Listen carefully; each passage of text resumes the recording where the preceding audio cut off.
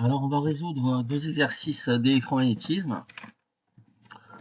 On va résoudre un exercice sur les guides d'ondes plan diélectriques à saut d'indice. Et je vais reprendre en fait un exercice que j'avais traité précédemment sur la propagation de la lumière dans un milieu optiquement actif, parce que je vais le traiter de manière, je pense, un peu différente, avec des considérations physiques et une approche un peu différente. Voilà.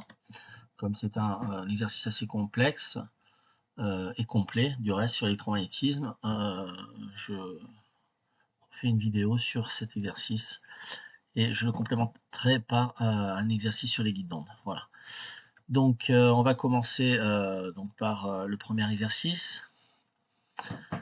Donc propagation de la lumière dans un milieu optiquement actif. Donc une onde plane de dépendance spatio-temporelle en exponentielle moins i oméga t moins k u scalaire r. Donc u c'est le vecteur unitaire de la direction de propagation de l'onde.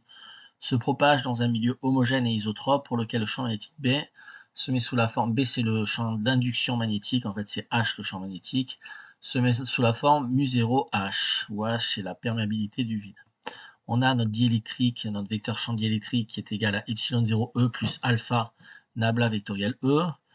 On voit qu'on a un terme linéaire et une non-linéarité en fait qui intervient dans le vecteur diélectrique. Et on nous donne alpha qui vaut 10 puissance moins 12 en unité internationale. Alors, on nous demande pourquoi ce milieu contient-il des molécules n'admettant pas de centre de symétrie. B, on pose oméga sur K est égal à mu, V0 égale 1 sur racine de epsilon mu 0, et gamma est égal à alpha K. On nous demande d'établir les relations, U vectoriel E est égal à VB, en fait mu c'est un mu, mais bon, on considère que c'est une vitesse V fois le champ d'induction magnétique. Le produit vectoriel entre U, donc le vecteur unitaire de la direction de propagation, et le champ induction magnétique va être égal à moins mu sur mu 0 carré, bon, moins V, on va je vais l'appeler V, parce que c'est une vitesse en fait de propagation, fois le champ électrique E, plus le nombre imaginaire I multiplié par un coefficient donc gamma, produit vectoriel du vecteur U unitaire de la direction de propagation avec le champ électrique. Ensuite, on nous demande d'établir que le produit scalaire entre le vecteur unitaire de direction de propagation et le champ magnétique est nul, et également que le produit scalaire entre le vecteur unitaire de la direction de propagation et le champ électrique est nul. Donc pour une onde se propageant dans la direction Z strictement positive, un calcul simple non demandé conduit aux équations Z égale BZ égale 0, mu 0 carré sur V0 carré sur V carré moins 1 fois E, la composante suivant X du champ électrique est égale moins I fois gamma fois la composante du champ électrique suivant Y. Et on nous donne également la relation V0 carré sur V carré moins 1 fois le champ électrique en composante Y est égal à I fois gamma, constante, fois le champ électrique en composante X. On nous demande de montrer que les seules ondes pouvant se propager dans le milieu sont des ondes polarisées circulairement. On nous demande de calculer l'écart relatif Vg moins Vd sur V0, des vitesses donc de propagation des polarisations gauche et droite dans le domaine optique. On utilisera au choix ou la notation complexe pour les polarisations, ou un calcul des composantes X et Y du champ électrique réel. D. Une onde polarisée circulairement gauche se propageant dans le vide arrive sur le milieu sous incidence normale. Ok, donc c'est le schéma qui est modélisé ici. D'accord. On appelle EI, ER et ET, donc les champs incidents, réfléchis et transmis en fait. Donc les valeurs dans le plan de séparation des champs électriques respectivement des ondes incidentes, réfléchies et transmises.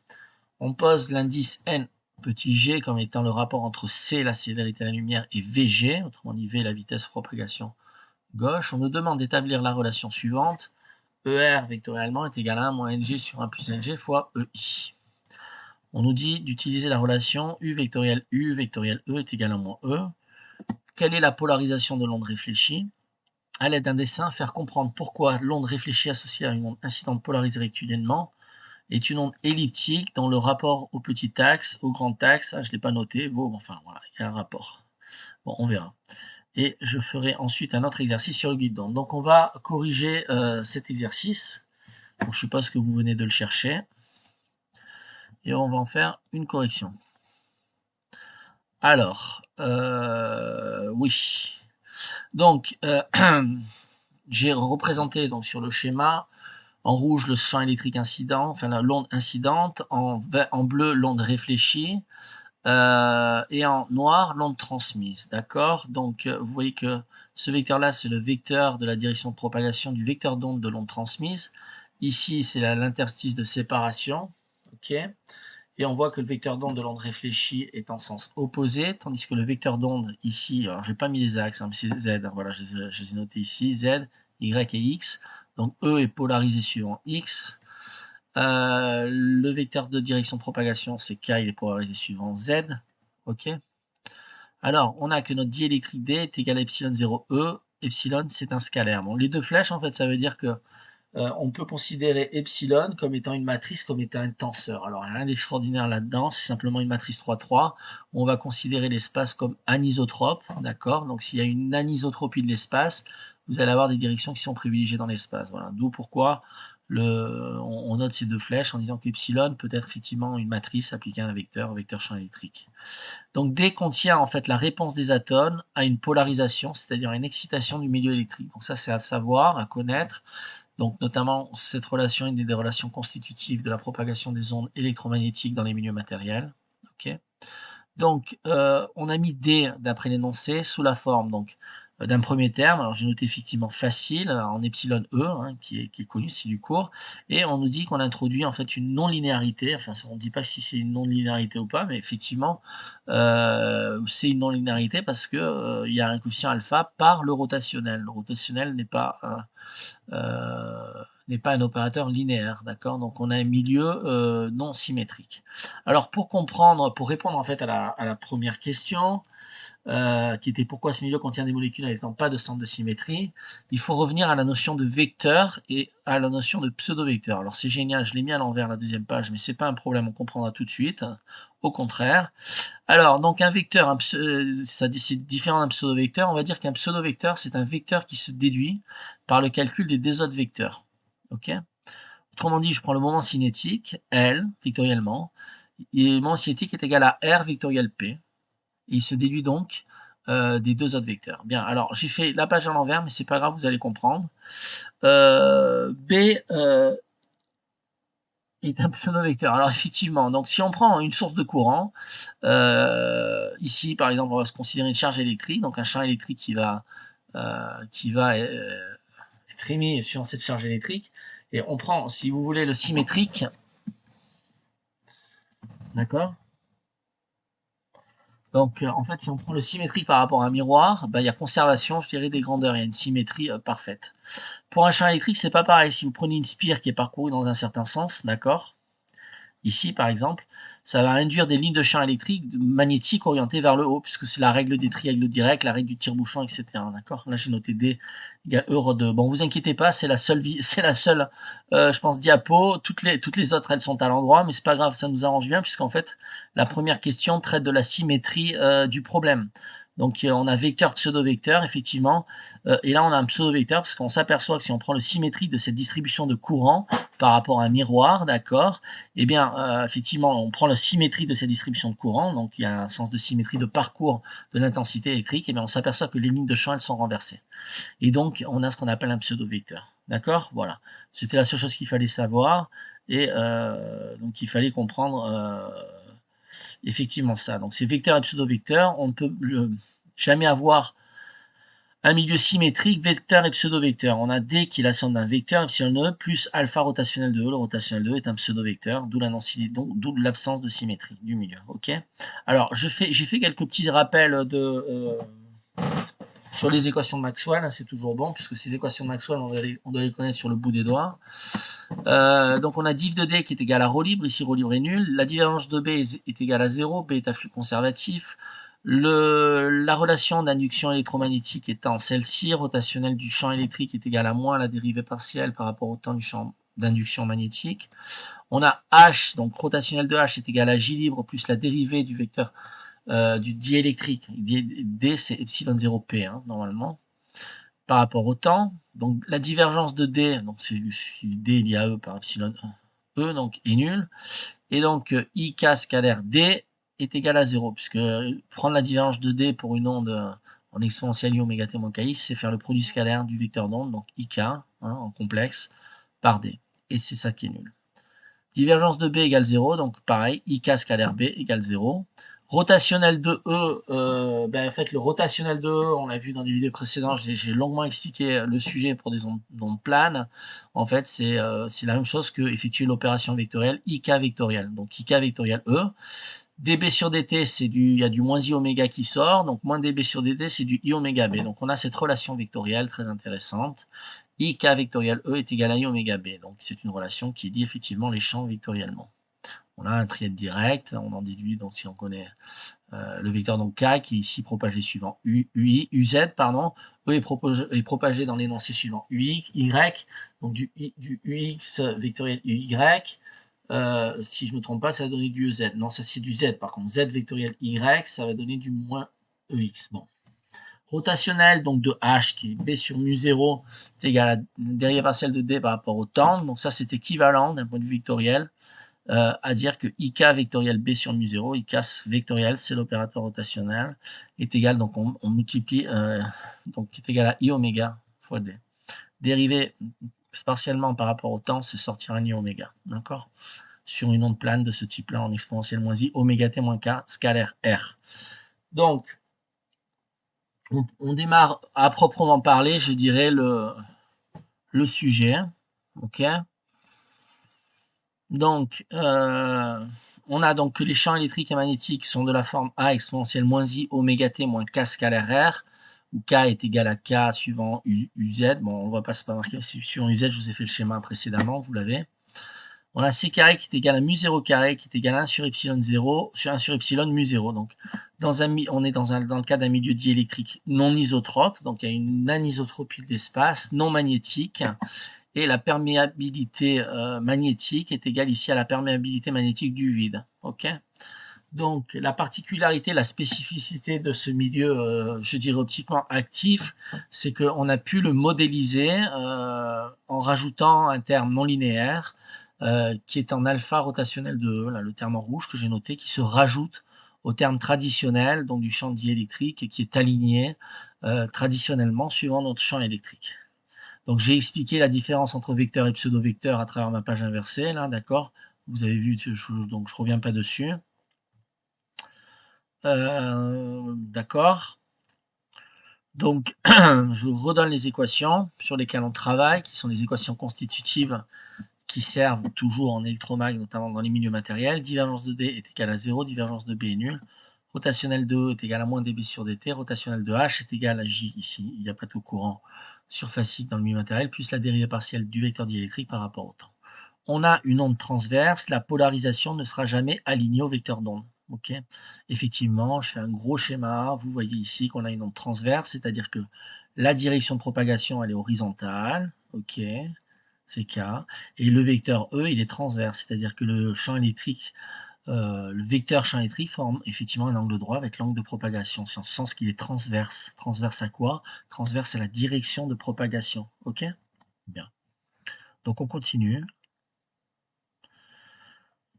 Donc, onde transverse alignée avec Q. Donc, effectivement, si on note notre R, notre en fait élément donc spatial de coordonnées sous la forme X, Y, Z. Donc, la divergence de D, je rappelle la notion d'opérateur divergent. C'est toujours bon à faire quelques petits rappels d'analyse vectorielle, surtout en électromag. Divergence de D est égale à la dérivée partielle par rapport à x de dx, plus la dérivée partielle par rapport à y de dy, plus la dérivée partielle par rapport à z de dz. Autrement dit, on s'aperçoit ici, c'est important de comprendre ça, que l'opérateur divergence prend un vecteur et retourne un scalaire. Okay, donc c'est vraiment un opérateur qui prend un vecteur et qui retourne un scalaire. Quel scalaire? En fait, on prend composante par composante et on dérive partiellement par rapport à la coordonnée de la composante elle-même. Ok?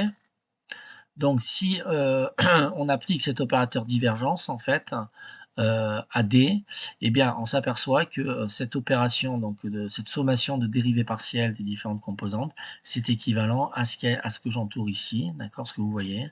C'est-à-dire autrement dit, la dérivée partielle du dx par rapport à dx, ça va être ik scalaire ux, ok, sur dx, ça va être kx, en fait, k scalaire ux c'est kx, k scalaire uy c'est ky, et k scalaire uz c'est kz. C'est comme ça que l'on peut, je dirais, dans un problème, analyser et décomposer les différentes composantes d'un vecteur, ici en l'occurrence le vecteur d'onde, d'accord. Donc finalement, k scalaire R, notre onde étant mise sous la forme donc A exponentielle moins I oméga t moins k scalaire R, k scalaire R avec cette notation, ça va donc devenir kx fois x plus ky plus kzz. D'accord? On a un produit scalaire entre deux vecteurs qui retourne donc le produit scalaire usuel qui est un scalaire. Donc, qu'est-ce qu'on a effectivement? Après, on peut refaire une modification, un rejet d'écriture, c'est-à-dire cette écriture-là, en fait. Le produit scalaire peut être mis en facteur, le K, puisque c'est l'opérative, il y a linéarité du produit scalaire, tel qu'il a été défini dans R3, donc dans l'espace, à 3 dimensions. Autrement dit, en mettant le vecteur K en facteur, je peux avoir donc cette expression-là est équivalente à celle-ci. Ik scalaire dx ux plus ik scalaire dy uy, d'accord, on a fait rentrer dy, plus ik scalaire dz uz. Autrement dit, ceci c'est égal au produit à i, donc nombre imaginaire, multiplié par le produit du vecteur d'onde K, donc scalairement d, d'accord. Donc autrement dit, ik scalaire d. On a redémontré que en fait, prendre l'opérateur divergence pour une onde plane de ce type-là, donc c'est bien de savoir le faire, et pas de l'appliquer notamment bêtement, comme bon, on peut le faire effectivement dans les exercices, mais il faut savoir d'où ça vient. Donc c'est donc équivalent à la divergence de D. Donc divergence de D, c'est ik scalaire D. Maintenant, on va faire exactement pareil avec le rotationnel. Donc pour démontrer que le rotationnel d'un vecteur, c'est ik vectoriel, ce vecteur, quand on est dans un vecteur de type onde plane. Ok? Comme ceci, en exponentielle moins i oméga t moins k scalaire. Donc, on y va pour le rotationnel. Donc, en fait, je suppose que vous connaissez la règle du rotationnel. Donc, on a le rotationnel de E, donc c'est le vecteur qui est composé des différentes dérivées partielles par rapport à x, dérivées partielles par rapport à y, dérivées partielles par rapport à z, vectoriellement, ex, ey, ez. Alors, je ne reviens pas sur le calcul d'un produit vectoriel, vous devez savoir faire. Donc, dx, dy, dz, ben, ça va être ik ici, ky, ikz, vectoriel ex, ez. Simplement, si vous voulez avoir composante par composante, ben, la première composante, ça va être la règle du gamma, donc on va avoir du IKY donc appliqué à EZ, moins IKZ appliqué à EY, ok. Après moi je fais descendre IKX et EX en dessous, je les visualise, et je fais un autre gamma, donc IKZ fois EX moins IKX fois EZ, ok. Et rebelote. Bon, autrement dit, sachez-le, simplement comme ça qu'on le redémontre. J'ai voulu vous le reposer parce que dans ma vidéo précédente, en fait, que j'avais faite sur cet exercice, c'est vrai que j'ai pas fait de cours là-dessus, j'ai considéré comme acquises ces identités vectorielles.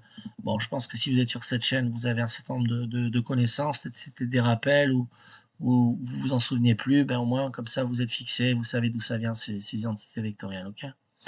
Donc, en résumant, pour un champ de type exponentielle moins i oméga t moins k scalaire r, on peut avoir l'équivalence entre les notations suivantes.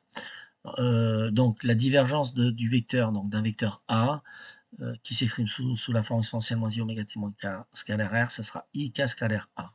Le rotationnel de A, ça sera ik vectoriel A. D'accord? Donc vous pouvez l'appliquer dans les exercices. Divergence de D est nulle, ça implique que ik scalaire D est égal à 0. Autrement dit, ik scalaire, on substitue D par en fait le D dans l'énoncé, donc epsilon 0, epsilon fois E qui est notre terme en linéaire, plus epsilon alpha fois ik vectoriel E. Bien. Eh bien, on distribue le produit scalaire qui est linéaire, hein, donc on va avoir donc ce terme-là qui va être donc ik i epsilon k scalaire E va donc être égal à ik scalaire fois epsilon E plus donc ce terme-là, ok, plus ik scalaire fois ik vectoriel E. Mais ik vectoriel E, c'est un vecteur par définition même et construction du produit vectoriel qui est orthogonal à ik. D'accord, qui est orthogonal au vecteur k. Autrement dit, quand je fais le produit scalaire de k avec la résultante vectorielle de ik vectoriel E, je fais le produit scalaire de deux vecteurs orthogonaux entre eux. Ok, donc ça, c'est nul. K scalaire, k vectoriel E, c'est nul. C'est de l'analyse vectorielle, ça doit vous sauter aux yeux, pardon, ça doit vous sauter aux yeux, elle est bonne. Donc ça vous saute aux yeux parce que K vectoriel E, c'est par définition même un vecteur qui est orthogonal à K. Donc le produit scalaire de K avec un vecteur orthogonal à K, c'est 0. Okay, donc ici, on a K scalaire E égale 0. Donc je crois que c'était demandé dans l'énoncé. Donc on nous demandait le vecteur unitaire U, mais comme le vecteur U, en fait, c'est comme K est orienté suivant U, on a K, le vecteur K, c'est K algébriquement fois le vecteur U. Donc on a donc U scalaire E est égal à 0. Voilà, donc c'est ce qu'on nous demandait de démontrer dans l'énoncé. Et cette relation scalaire entre le vecteur unitaire U de la direction de propagation, donc le vecteur d'onde, et notre champ électrique, nous garantit bien que l'on a une onde transverse. Ok, onde transverse, je le rappelle, je le redis, quitte à marteler un bon nombre de fois tant que ça rentre pas, ça veut simplement dire que l'onde est transverse et donc que le champ électrique est orienté donc suivant un axe qui est orthogonal à la direction de propagation. C'est tout ce que ça veut dire. Et ça se démontre, donc démontrer que c'est transverse, ça se démontre à travers effectivement un produit scalaire qui est nul, une relation d'orthogonalité entre effectivement les deux composantes dont on cherche à démontrer qu'elles sont vectoriellement orthogonales. Ok? D'où une onde transverse. On a donc répondu à la question.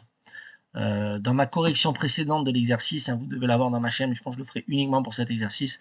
J'ai sauté beaucoup d'étapes et en plus, comme j'avais pas débuté sur l'électromag, je pense que c'était pas non plus très bien de le faire. Donc voilà, là j'ai détaillé, j'ai bien détaillé.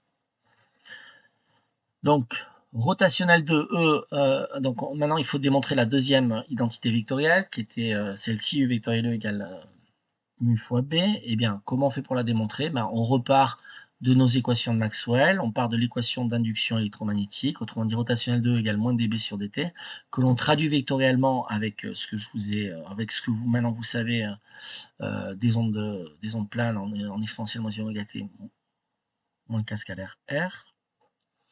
Et donc rotationnel de E c'est IK vectoriel E. Lorsqu'on dérive par B par rapport au temps, il sort du moins I oméga, donc on a du moins, donc du plus I oméga B. Ok. Autrement dit, comme K est égal à K U, le vecteur K c'est la norme du vecteur K multiplié par le vecteur U, puisqu'il est orienté suivant U. U c'est par définition le vecteur unitaire de la direction de propagation. D'accord. Donc on a bien que U vectoriel E va être égal à oméga, je fais passer K de l'autre côté, oméga sur K. Et ceci, bon, oméga sur K par définition, c'est l'onde, ça va être mu, la vitesse V, qui est définie dans l'énoncé. Donc on substitue oméga sur K par V et on obtient la deuxième relation constitutive que l'on nous demande de démontrer donc dans l'énoncé, à savoir que le produit vectoriel entre le vecteur unitaire de la direction de propagation et le champ électrique est égal à la vitesse de l'onde, vitesse de phase ici, qui est donc oméga sur K, multiplié par le champ magnétique B. D'accord. On a donc bien un trièdre direct, entre U, E et B.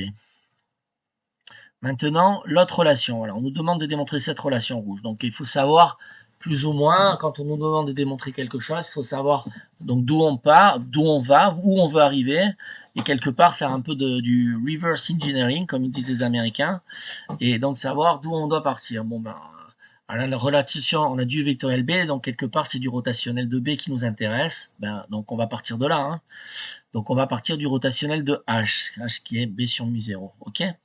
Dans les milieux matériels, qui est la dérivée partielle du vecteur diélectrique par rapport au temps. Autrement dit, rotationnel de H, on le met sous la forme IK vectoriel H, donc IK vectoriel B sur mu 0, donc champ magnétique d'induction magnétique sur la perméabilité du vide.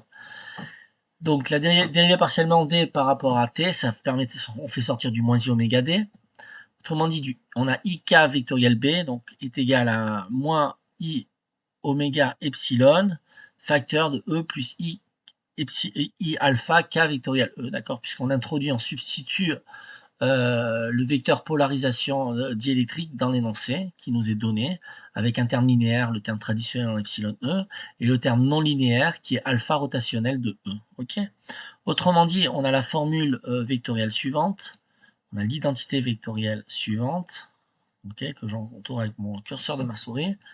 IK vectoriel B est égal à moins I oméga fois mu 0 epsilon vecteur champ électrique plus I alpha la non-linéarité K vectoriel E, mu 0 perméabilité magnétique du vide, oméga la pulsation de mon onde.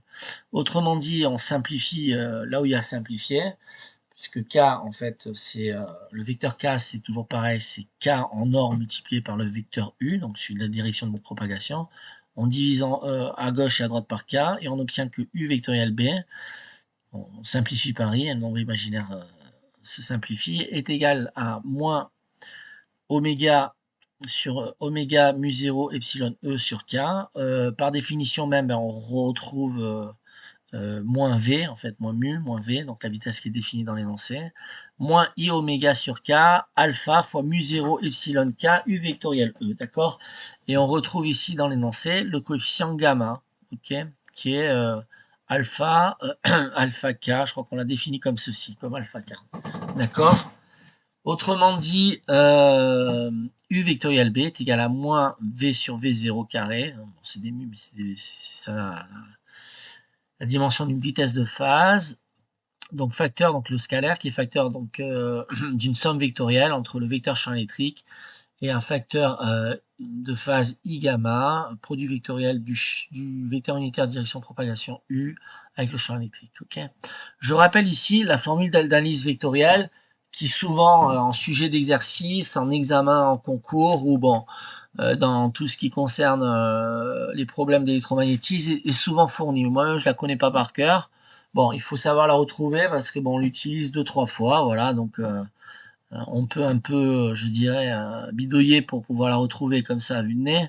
Mais bon, il faut savoir que quand même A vectoriel B vectoriel C, c'est A scalaire C fois B moins A scalaire B fois C. Alors j'ai un petit moyen mnémotechnique. Moi, je l'utilise avec, voilà, c'est ABC, c'est bac moins cab. Bac du bac moins cab. Voilà, bon, vous pouvez vous en rappeler comme ceci. Ok, donc on continue le problème. On a, bon, vous devez avoir les questions, donc je suis effectivement ma correction. Ça fait un petit moment que j'ai fait cet exo. Donc, on a un plan transverse, d'accord, dans lequel sont contenus notre onde électromagnétique, champ électrique, champ magnétique, puisque là, c'est le plan transverse, c'est le plan qu'on considère, c'est O, X, Y. Z, c'est notre direction de propagation, l'onde se propage suivant Z, d'accord, avec la relation qui lie le vecteur de propagation K et le vecteur U, en fait, qui est UZ ici. Hein. Donc, U, ici, c'est UZ, d'accord, c'est K vecteur, c'est K fois UZ. Alors on va utiliser cette fameuse formule d'analyse vectorielle, hein, A vectoriel B vectoriel C, hein, puisqu'on prend pour pouvoir avoir l'équation de propagation d'une onde, on prend le rotationnel du rotationnel. Donc c'est IK vectoriel E, et d'après ceci, c'est égal à moins K carré E plus E scalaire, enfin K vectoriel E, mais E scalaire K vectoriel E, c'est nul, puisque K vectoriel E est orthogonal à E, par définition même de la construction du produit vectoriel. Bien. Donc on a IK vectoriel IK mu B est égal à moins K carré mu de fois U vectoriel B. Ça c'est IK donc mu B. Et donc IK vectoriel IK mu B est égal à moins K carré mu bon je dis mu mais c'est une vitesse V, mais bon ils ont pris la notation mu dans l'énoncé donc on la suit. Donc fois le produit vectoriel entre le vecteur unitaire de la direction de propagation et le champ induction magnétique. Donc, pour des ondes planes transverses, bah, effectivement, j'ai refait le rappel, je le remets là. A vectoriel B, vectoriel C, c'est A scalaire C appliqué à B fois B, moins A scalaire B fois C, d'accord? Ici, on a un produit scalaire, donc un scalaire, un vecteur, moins un scalaire qui est la résultante d'un produit scalaire fois le vecteur. Autrement dit, on peut l'appliquer ici à ce qui nous intéresse, hein, puisque nous, ce qui nous intéresse, on a du K vectoriel E, autrement dit, c'est du U vectoriel E, puisque K est suivant U. Donc U vectoriel E.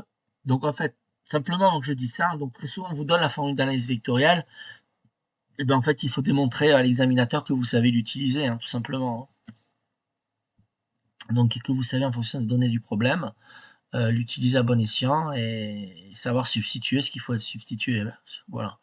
Donc U vectoriel E en utilisant cette formule d'analyse vectorielle, c'est donc U scalaire E, c'est égal à 0 puisque par définition divergence de E est nulle et E est une onde, E est transverse, ok, je l'ai expliqué tout à l'heure ça, donc vous devez le comprendre, maintenant ça doit vous sauter aux yeux que U scalaire E est égal à 0, puisque E est orthogonal à la direction de propagation, d'accord, suivant le vecteur vu, moins U scalaire U fois E. U scalaire U, c'est le vecteur unitaire de la direction de propagation, unitaire, donc le produit scalaire de U avec lui-même, c'est 1.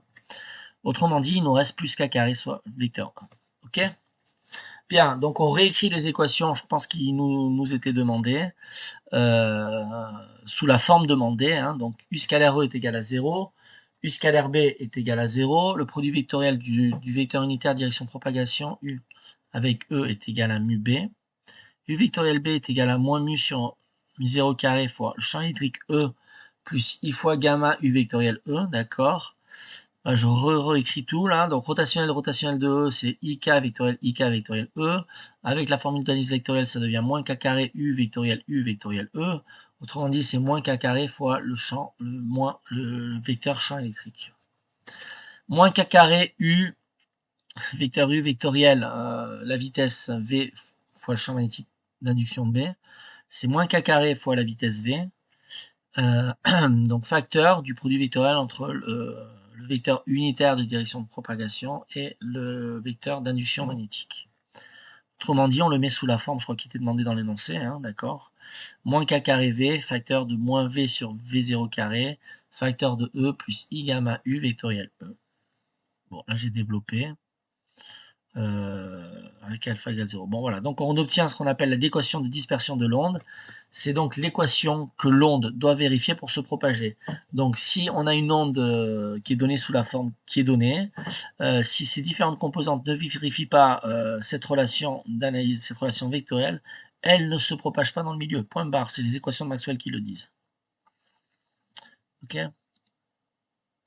Alors, je pense que c'est des jeux de réécriture. Ok. Alors, on s'était pas demandé de l'énoncer, mais utile à voir, effectivement. On a les relations suivantes. K carré, donc le carré du vecteur d'onde est égal à K carré, H carré V carré sur V0 carré, K carré égale H carré V0 sur V0 carré, K carré égale oméga carré sur C carré. On a effectivement que H mu est égal à oméga, d'accord. On a K carré fois E fois moins K carré mu 2 sur mu 0 carré, dans les vitesses. E est plus I oméga K carré mu 2 sur oméga 0 carré U vectoriel E est égal, bon, terme qu'on voit pas. En fait, on obtient ces deux systèmes d'équations à deux inconnus. K carré EX plus est égal à oméga carré sur mu 0 carré, EX plus I oméga fois oméga carré. K carré EY est égal à oméga carré sur V0 carré EY plus I gamma oméga carré. Effectivement, on fait le produit vectoriel là, du vecteur U. Donc il y a pour composantes 0, 0 et 1, hein, suivant effectivement la direction de propagation, c'est-à-dire Z. Hein.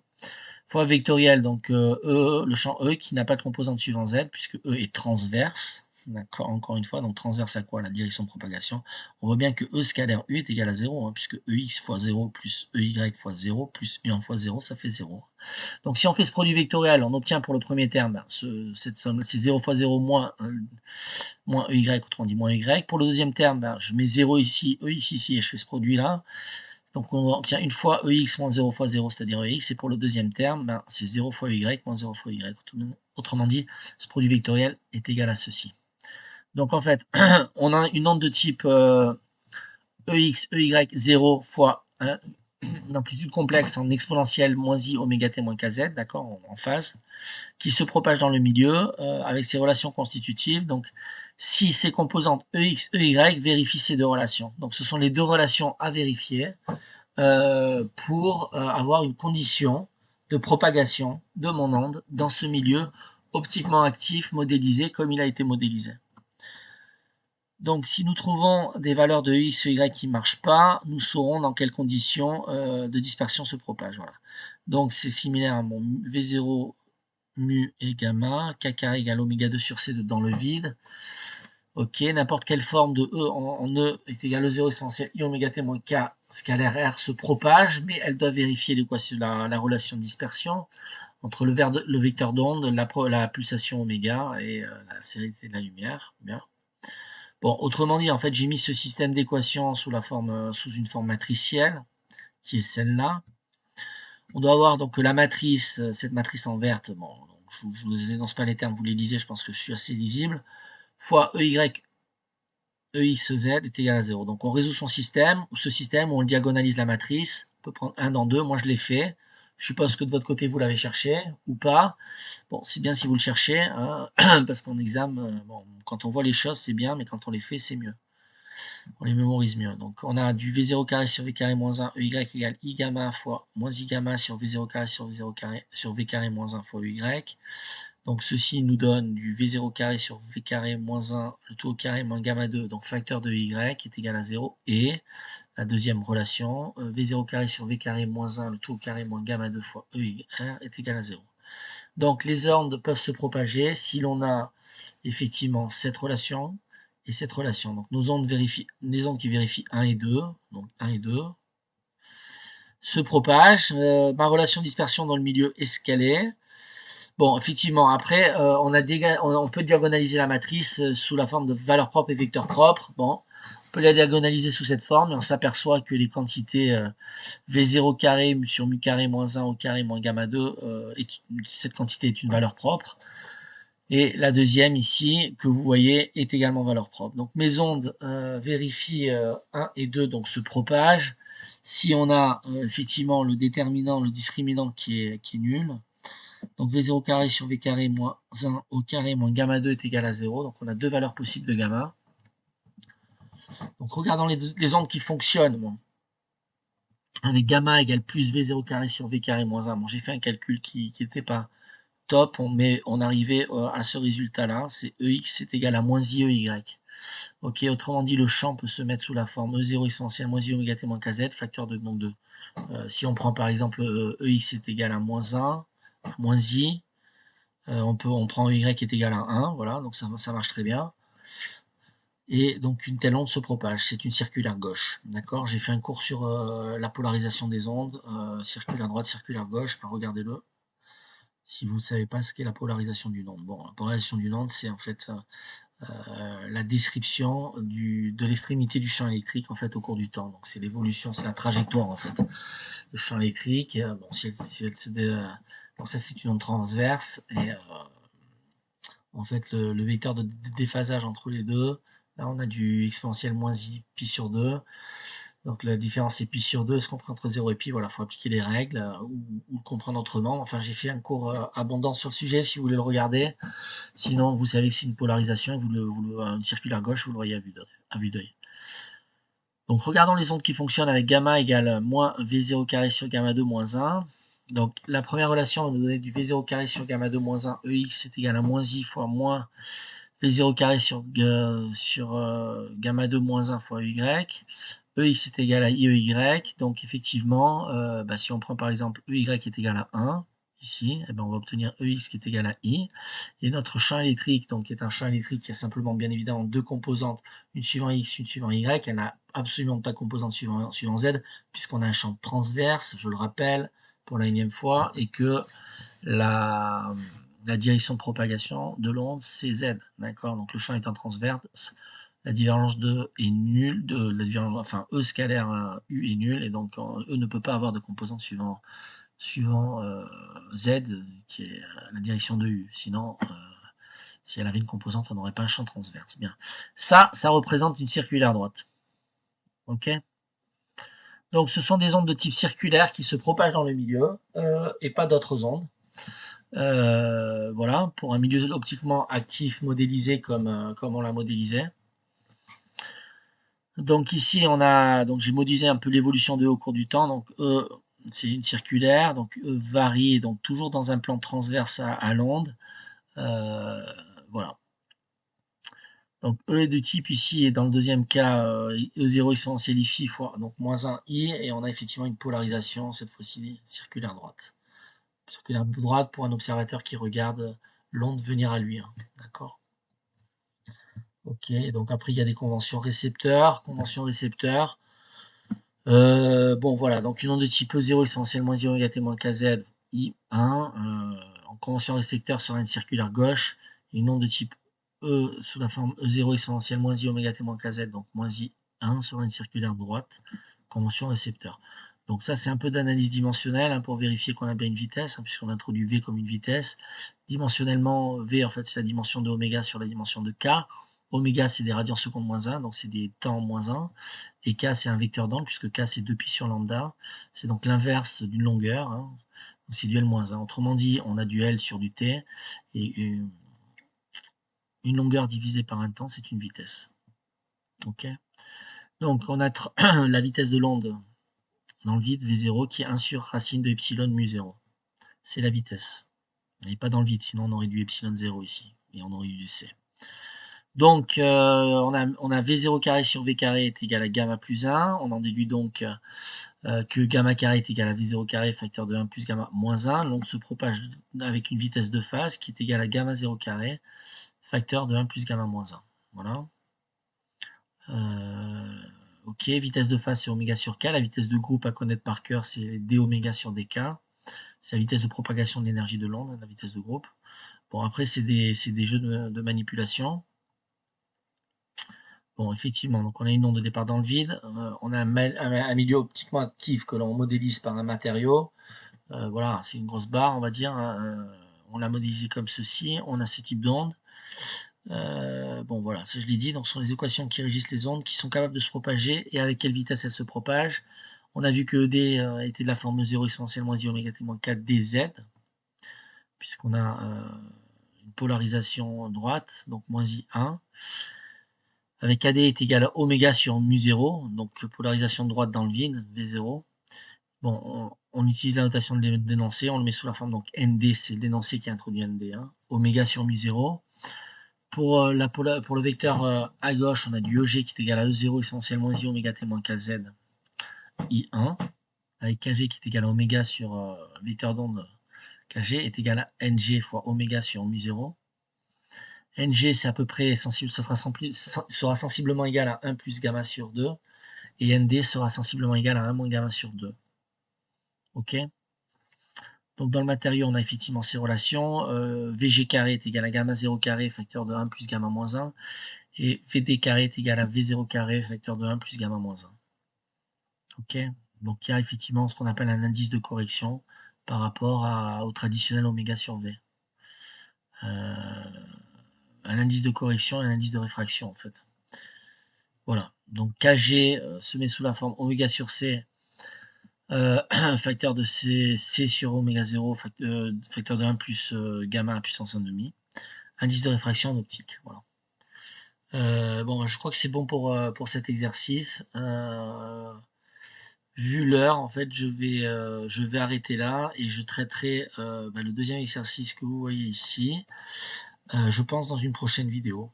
Hein, donc ce sera la prochaine vidéo, ça va être l'exercice sur le guidon de plan diélectrique à saut d'indice. Entre temps, je pense que je vais faire une vidéo de cours. Voilà pour cette vidéo.